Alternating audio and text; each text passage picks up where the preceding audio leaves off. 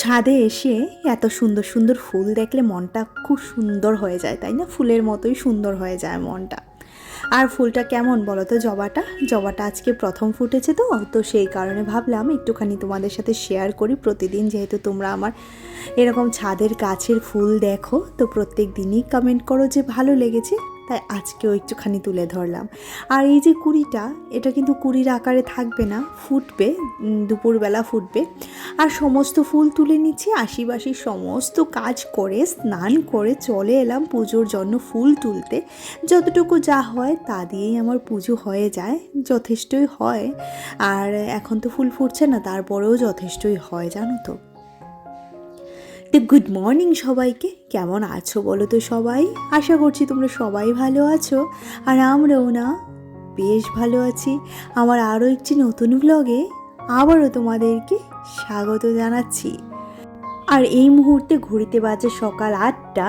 দেখো আমার পুজোও হয়ে গেছে, আর ফুলের কালারটা কিন্তু ভীষণ সুন্দর। ক্যামেরাতে যদিও বা বোঝা যাচ্ছে না, তবে কালারটা ভীষণই সুন্দর, জানো তো। তো পুজো শেষ করে যথারীতি মেয়ের জন্য দেখো, এদিকে আমি গতকাল রাত্রে একটুখানি চিড়ের পোলাও বানিয়েছিলাম হাজব্যান্ডের জন্য, তো সেটার থেকে মিঠির জন্য রেখে দিয়েছিলাম। এবার ভালো করে একটুখানি গরম করে ওকে দিয়ে দেবো চিড়ের পোলাওটা। আর আমি এসব চিড়ের পোলাও এসব খাই না। আর সকালবেলা আমি একটু মানে সিম্পলি খাওয়ার চেষ্টা করি, সারাদিনই বলতে পারো। এই পোলাও আমার একদমই ভালো লাগে না। ভালো লাগে না বললে ভুল, আমি খেতে চাই না, জানো তো। তো এদিকে মেয়ের জন্য রেডি হয়ে গেছে, মেয়েকে দিয়ে দিলাম। আর আমি আজকে ভাবলাম, গতকালকে দুধটা রয়ে গেছিলো, যেহেতু 250 করে দুধ দেয়, তো 250 ml আর 250 ml 500 ml হয়ে গেছে। তো 500 ml দুধে ভাবছি আজকে একটু সিমুই করবো, জানো তো। তো সেই কারণে দুধটাকে চিনি দিয়ে জাল দিয়ে নিয়েছিলাম, একদম অল্প করেই চিনি দিয়ে, আমরা বেশি চিনি খাই না। আর দিয়ে দিয়েছিলাম এলাচ আর তেজপাতা। আর এদিকে দেখো, এটা কিন্তু রোস্টেড ভার্মিসেলি, তো এটাতে আর ঘি দিয়ে ভাজার দরকার নেই। ভাজলে ভাজা যেতেই পারতো, কিন্তু ওই প্রতিদিনের খাওয়ার মতোই বানাচ্ছি। এত মানে ঘি দিয়ে ভাজবো, আবার এটা দুধে দেবো, দরকার নেই বাবা, একটু একটু করে হয়ে যাবে সবার। তো একটুখানি করেই নিলাম। আর এটা থেকে বেশ সুন্দর গন্ধ বেরোচ্ছিলো, জানো তো, ঘি ঘি একটা গন্ধই বেরোচ্ছিলো, কিন্তু একদম ভাজা তো সেই কারণে। আর ভাজা সিমুইগুলোই রান্না করতে ভীষণ সহজ আর সুবিধাজনক, তাই না? তো সিমুইটা আমার হয়ে গেছে, এবার এটাকে ঢাকা দিয়ে রেখে দেবো, একদম লাচ্ছার মতো, একদম খুব মানে সিমুই আমার ভীষণ পছন্দের, কিন্তু যেগুলো আমরা এমনিতে দোকানে পাওয়া যায় সেগুলো আবার এতটা ঝিরিঝিরি থাকে না, তবে এটা আবার খুবই সুন্দর দেখতে সিমুইটা। তো দুপুরবেলা খাওয়ার পর মিষ্টির পাতে কিছু একটা খাওয়া যাবে। আর আমার জন্য নিয়ে নেব চা, প্রতিদিনের মতো চা, আর এক বাটি মুড়ি নিয়ে নেব, কারণ এই মুহূর্তে মুড়িই খেতে হবে, আর অন্য কিছু খাবো না। রুটি ছিল, খেতে পারতাম, কিন্তু আর ভালো লাগছে না। এখন মুড়িটা খেয়ে দেখো, এদিকে রান্নাতে বসিয়ে দিলাম আগে পেঁয়াজকলি, আলু আর ফুলকপি ভাজা। পেঁয়াজকলি, আলু, ফুলকপিটাকে শুধুমাত্র 2খানা লঙ্কা আর নুন হলুদ দিয়ে ভাজবো। এটা আমার মেয়ের ভীষণই পছন্দের একটা খাবার, পেঁয়াজকলি ভাজা। সে ভীষণ পছন্দ করে, যখনই আনে প্রত্যেক দিন করে দেওয়ার জন্য বায়না করে। তো তার জন্যই বিশেষ করে এটা বানানো। পাশের গ্যাসে দেখো আমার ভাতও হয়ে যাচ্ছে, আর এটাকে ওই গ্যাসে ট্রান্সফার করে দিয়েছি। এবার দেখো এদিকে একটা রান্না করব, আর তরকারি রান্না করব, যেটা কুমড়ো ডাঁটা দিয়ে আলুর তরকারি। সেটা কে কে খাও আমাকে জানিও। আমার কিন্তু এই তরকারিটা ভীষণই ভালো লাগে, কুমড়ো ডাঁটা দিয়ে আলুর তরকারি। যার জন্য তেলে দিয়েছিলাম 5 ফোড়ন আর শুকনো লঙ্কা, তেজপাতা তো ছিলই, সাথে দিয়েছিলাম টমেটোটা একটুখানি গলে আসার পর ওই চটকে রাখা আলুটা দিয়ে দিয়েছিলাম। তারপর মশলাটার মধ্যে শুধুমাত্র জিরে গুঁড়ো, হলুদ আর লবণ দিয়েছিলাম, আর কিছুই নয়। তারপর কুমড়ো ডাঁটাগুলা দিয়ে এরকমভাবে ভালো করে নাড়াচাড়া করে এদিকে আরও 2খানা কাঁচা লঙ্কা কেটে দিয়ে দিয়েছিলাম। আর এই যে তরকারিটা আমার এদিকে হচ্ছে, আর ভাজাটা হয়ে গেছে। এই মুহূর্তে ভাজাটা নামিয়ে নেব। এটা দেখেই তো মিঠি বলছিল এক্ষুনি ভাত খাবো, আমাকে খেতে দাও। তবে আরেকটা মাছের ঝোল রান্না আমার বাকি আছে, তো সেটা করে নিই। তারপর মিঠি মাছের ঝোল নয়, মাছটাকে ওই ছোট ট্যাংরা মাছ, এটাকে বেগুন দিয়ে রান্না করবো, এই তো আর কি।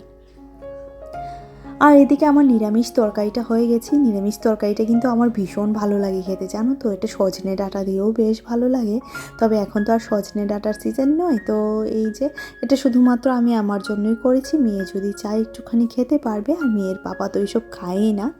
তো যথারীতি সংসারের কাজ করতে চলে এলাম। ওইদিকে গ্যাসটা ঠান্ডা হতে হতে, আর এই মুহূর্তে কিন্তু খুব বেশি টাইম হয়নি, মাত্র 12:30 বাজে। মেয়েকে স্নানে পাঠিয়েছি, সে স্নান করে আসুক, আর আমি বিছানাটা গুছিয়ে নিচ্ছি। আর ওই মেয়ে অনেক সময় টিভি দেখতে দেখতে কম্বলগুলা মানে ছোট ব্ল্যাঙ্কেটগুলো খোলে, তো সেই কারণে বিছানাটা একটুখানি অগোছালোই হয়ে যায়। আর ওই ঘরের যেহেতু সমস্ত কিছু ধুয়ে দিয়েছি, তাই বালিশগুলো এই ঘরে এনে রাখতে হয়েছিল, আবার ওই ঘরে নিয়ে রাখছি এই সোফাটাতে। তারপর বিছানাটা এখনও শুকায়নি, শুকানোর পর আমি বিছানাটা পেতে নেব। আর এদিকে দেখো এই বিছানাটাকে একটুখানি টান টান করতে চলে আসলাম। ওই আমার সারাদিন যা হয়, বিছানা টান টান করতে করতেই সারা দিনটা কেটে যায়, জানো তো। কিন্তু বিছানা অগোছালো থাকলে দেখবে সারা ঘরটাই অগোছালো থাকে, তাই না? তাই আমি বিছানাটাই গোছানো মানে বিছানাটাকে সুন্দর করে গুছিয়ে রাখার চেষ্টা করি। তো চলো, কাজ করতে করতে আমার প্রতিদিনের যেটা কাজ, আমার সুন্দর সুন্দর দিদিভাইয়ের সুন্দর সুন্দর কমেন্টগুলো পড়ে নেওয়া যাক, তাই না? রুম্পা দিদিভাই বলছিল, লাইফ উইথ স্মাইলের রুম্পা দিদিভাই বলছিল, ত্রিপুরাতে কেমন ঠান্ডা পড়েছে, পেপার নাও, নাক বন্ধ ঠিক হয়ে যাবে। ত্রিপুরাতে এখনও ঠান্ডা পড়েনি দিদিভাই, আমি যা শীত কাতুরে, আমার গায়ে সোয়েটার দেখতে পাচ্ছ না, মানে ঠান্ডা এখনও পড়েনি। মনের ঘরে টুম্পার সাথে দিদিভাই বলছিল, সব মিলিয়ে খুব ভালো লাগলো, মিঠিকে অনেক আদর। অসংখ্য ধন্যবাদ দিদিভাই, যে তোমরা মিঠিকে এত ভালোবাসো, এত ভালোবাসা দাও। মানে আমার পরিবারের লোকজন বাদ দিয়েও যে আমার ইউটিউব পরিবারে এত সুন্দর মানুষ আছে যারা আমাকে এত ভালোবাসো, আমার শরীরের দিকে খেয়াল রাখো, বা আমার মেয়েটাকে ভালোবাসো, তার জন্য অসংখ্য অসংখ্য ধন্যবাদ। তারপর মনিকা দিদিভাই অনেকগুলো লাভ রিয়েক্ট দিয়েছে, অসংখ্য ধন্যবাদ দিদিভাই, আমি জানি তুমি পাশে আছো। তারপর মৈত্রী দিদিভাই বলছিল সুন্দর হয়েছে, অসংখ্য ধন্যবাদ দিদিভাই। তারপর শ্রাবন্তী, শ্রেয়াসের মোমের শ্রাবন্তী অনেক বড় একটা কমেন্ট করেছে। যেহেতু আমি প্রতিদিন কমেন্ট পড়ি, তো সেই কমেন্টটাও আমি পড়ছি তোমাদের সামনে। পেঁয়াজ কাটলে আমারও অনেক কান্না পায়, আর শ্রেয়াসের পাপাও জিনিস ধরে আনে না, আর ভিডিওর মাঝে মাঝে হয়তো মিস হয়ে যায়, কিন্তু নোটিফিকেশন পেলেই দেখার চেষ্টা করি, আর পুরোটাই দেখি। আর সারাদিন ভাত না খেয়ে কী করে থাকো গো? আর আমার কাছে যে কোনো শুটকি পেঁয়াজ দিয়ে ভুনা করলে খেতে বেশি ভালো লাগে। আমার বাপিও এমন করতো, চাওয়ার সাথে সাথে কিছুই কিনে দিত না। বাচ্চাদের সত্যি অভাব বোঝাতে হয়, এটা সত্যি। শ্রাবন্তী, আমি চেষ্টা করি আমার মেয়েটাকে এরকমভাবেই বড় করে তুলতে, কারণ দেখো আজকে 2 পয়সার জিনিস চাইবে, কাল হয়তো সেটা 10 পয়সার জিনিসে চলে যাবে, তাই না? তো সেই কারণে না আমি ওকে একটুখানি বোঝানোর চেষ্টা করি যে এটা করতে গেলে অনেকটাই কষ্ট করতে হয়, যেটা আমার বাবা আমাকে শিখিয়ে এসেছে। আর মা বাবার শিক্ষায় আজকে হয়তো আমি এই জায়গাতে দাঁড়িয়ে আছি, নাহলে কবেই আমি মানে নিশ্চিহ্ন হয়ে যেতাম। তারপর ভাত না খেয়ে কী করে থাকি, আসলে ভাত না খেয়ে থাকার অভ্যাসটা আমার হয়ে গেছে।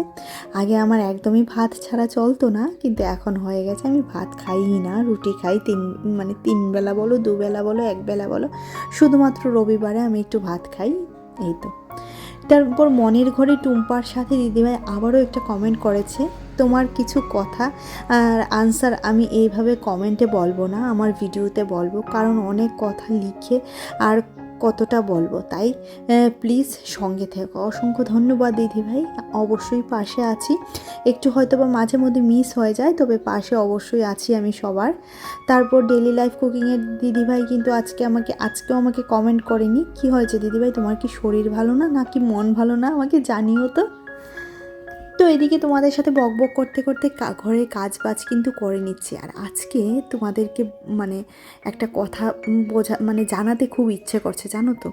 আমরা যারা হাউস ওয়াইফরা, বা আমরা যারা দেখবে হোম মেকার যারা, ওদেরকে কিন্তু সেরকম সচরাচর সেরকমভাবে সেই চোখে কখনোই দেখা হয় না যে একটা শ্রদ্ধা, বা আসলে কি বলো তো, আমরা নিজেরাই নিজেদেরকে এতটা ছোটোভাবে দেখি, তো সেই কারণে আর অন্যরা আমাদেরকে সম্মান দিতে চায় না, তাই না? কিন্তু আগে আমাদের ধ্যান ধারণার পরিবর্তন করতে হবে, আগে নিজের চোখে নিজেকে সুন্দর করে তুলতে হবে, তাহলেই পারিপার্শ্বিক মানুষগুলা বা পারিপার্শ্বিক পরিস্থিতি আমাদেরকে সুন্দর ভাববে বা আমাদেরকে সম্মান দেবে, তাই না? তো সেই কারণে আমাদের হাউসওয়াইফদেরও দরকার একটা ছোট্ট খাট্ট করেও কিছু একটা করার। তো যদিও বা চেষ্টা আছে, জানি না ভবিষ্যতে যদি তোমরা পাশে থাকো তাহলে আমি ইউটিউবটাকে এগিয়ে নিয়ে যেতে চাই, কারণ এটা এতটা সুন্দর একটা প্ল্যাটফর্ম যেখানে আমি ঘরের কাজ করে, বাচ্চাকে মেনটেন করে, সংসারের সমস্ত কাজ করে তোমাদের সাথে ভিডিওটা শেয়ার করতে পারছি, বা সুন্দর সুন্দর বন্ধু হচ্ছে, বা এটা দিয়ে ভবিষ্যতে হয়তো বা কিছু হলেও হতে পারে, আমি এই আশাই রাখছি। তবে প্লিজ তোমরা আমার পাশে থেকো, তোমাদের কাছে এইটুকুটাই রিকোয়েস্ট, কারণ তোমরা পাশে থাকলে হয়তো অনেকটা দূর এগিয়ে যেতে পারবো। কারণ এখন কোনো হাউসওয়াইফরাই আর পিছিয়ে নেই, সবাই নিজে যার মতো করে নিজের জীবনটাকে এগিয়ে নিয়ে যাওয়ার চেষ্টা করছে। হাউসওয়াইফ বলে তো আর ঘরে শুয়ে বসে থাকলে দিন যাবে না, তাই না? সমস্ত কিছু করে যদি 2 পয়সা ইনকাম করা যায় তাতেও সমস্যা কি, তাই না? আর এদিকে লাঞ্চ মেনু তো দেখেই নিলে, আর লাঞ্চের পর এই যে সিমুইটা নিয়ে এসেছি, এত ভালো হয়েছিল গো খেতে যে কি বলবো, এই ছোটো সিমুইটাই আমার বেশ ভালো লাগে। আর এটা রাত্রের খাবারের জন্য বানাচ্ছি, বলতে ডিনারের জন্য একটু কিছু তো বানাতে হয়, তো সেই কারণে বানাচ্ছি। এই যে তোমার মুসুর ডালের সাথে পেঁয়াজ আর রসুন আর কাঁচা লঙ্কাটা বেটে নিয়েছিলাম, একটুখানি আদাও দিতে হতো। আর এটা হচ্ছে তোমার কুমড়ো পাতা। তো অনেক দিন ধরে এই রেসিপিটা দেখেছিলাম, বাট কখনো বানাইনি। একদিন ইচ্ছে ছিল বানানোর, তো আজকে ভাবলাম বানিয়েই নিই। তো সুন্দর করে এই যে ডালের পেস্টটাকে দিয়ে ভালো করে, এটাতে নুন হলুদ দিয়েছি ডালের পেস্টটাতে, ভালো করে এই যে সমস্ত পাতাটাতে এভাবে ঘষে ঘষে পাতাটাকে ভরা করব।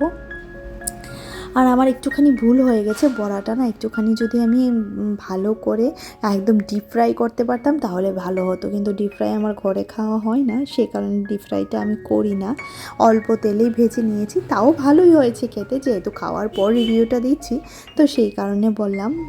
মানে বহুত দেখেছি ইউটিউবে এই রেসিপিটা, কিন্তু কখনো বানানোর সুযোগ হয়নি, আজকে সুযোগ হলো তাই বানিয়ে নিলাম। তো চলো আজকের মতো ভিডিওটি এখানেই রাখছি। ভিডিওতে কিছু ভালো লাগলে অবশ্যই একটা লাইক করে দিও, কমেন্ট করে জানিও যে কি ভালো লাগলো, আর পারলে চ্যানেলটিকে সাবস্ক্রাইব করে দিও, পাশে থাকা বেল আইকনটিও ক্লিক করে দিও, যাতে করে আমি যখনই ভিডিও আপলোড করি নোটিফিকেশনটা তোমরা পেয়ে যাও, আর ভিডিওটা সিন অবশ্যই করতে পারো। তো ততক্ষণের মতো চলো আজকের ভিডিওটা এখানেই। আর সবাই ভালো থেকো, সুস্থ থেকো, অবশ্যই করে নিজের শরীরের খেয়াল রেখো, কারণ আমরা হাউসওয়াইফ, আমাদের খেয়াল রাখার মতো লোক সংখ্যা অনেকটাই কম, তাই নিজের শরীরের খেয়াল নিজেকেই রাখতে হবে, ভালো থাকতে হবে, আনন্দে থাকতে হবে, আর কোন জিনিসটা করলে তুমি ভালো থাকবে সেই দিকটা বিচার করে চলতে হবে, তাই না? আর এই যে আমার মেয়ে ভাত খাচ্ছে, সে দেখো মুড অফ করে রেখেছে, তার ভালো লাগছে না, আমি খাইয়ে দেবো নাকি। তো আমি বলছিলাম যেহেতু তোমার এক্সাম শেষ হয়ে গেছে, নিজে নিজে খাওয়ার শেখো, এটা নিয়েই একটুখানি ওর সাথে তর্ক বিতর্ক হয়েছে, যার কারণে মুড অফ ওর।